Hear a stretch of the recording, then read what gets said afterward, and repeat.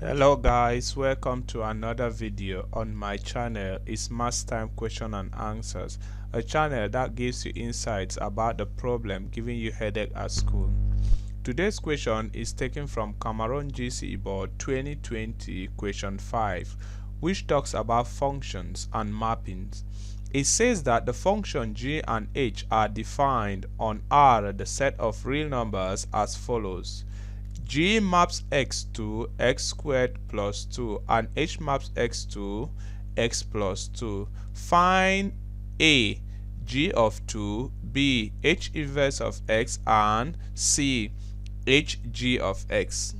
So to solve such situations, we must first of all convert the mapping into a function, into an equation. So to do this, we need to convert g maps x to x squared plus 2 and h maps x to x squared plus 2 into an equation. So we'll do this and get g of x equals to x squared plus 2 and h of x equals to x plus 2.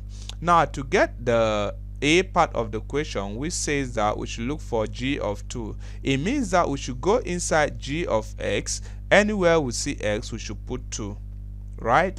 So we will now go into g of x. Instead of having x squared plus 2, we will now have 2 squared plus 2 to give us g of 2 equals to 2 squared plus 2, and 2 squared is 4, so we are going to have 4 plus 2, and 4 plus 2 is 6, so g of 2 is 6.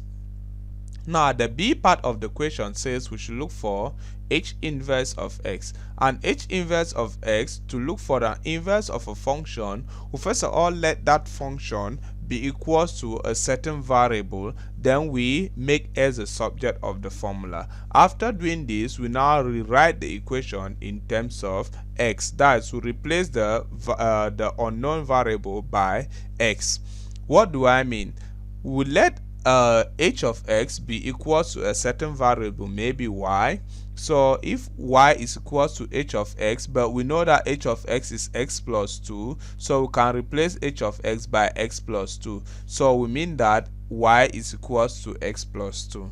Now from here we can make x the subject of the formula by taking x 2 to the other side, and if it's crossing the equal sign, its sign changes to negative. Therefore x is equals to y minus 2. Now the inverse of the function h will now be, we replace this y by the x, so the inverse of x will be x minus 2. That is h inverse of that function. Now let's look for the composite of two functions, the composite of h g of x. So when we are looking for the composite of two or more functions, we start solving from right moving to the left, meaning that what, we start solving from g of x to h of x to any other function moving to the left. In this case, we are looking for g h of x.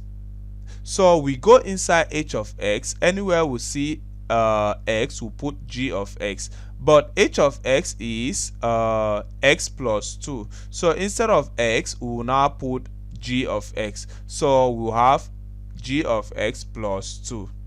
But what is g of x? But g of x is x squared plus 2, so instead of having g of x, we'll replace g of x by x squared plus 2 to give us hg of x equals to x squared plus 2 plus 2.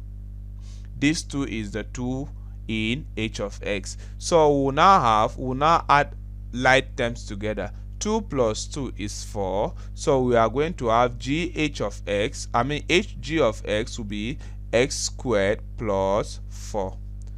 So that's how we handle functions. That's how we look for the inverse. That's how we look for the composite of a function. So guys, stay with me, and if you have more questions like this, don't forget to leave them on the comment section. Like, subscribe, and share my videos. See you next time. Bye bye.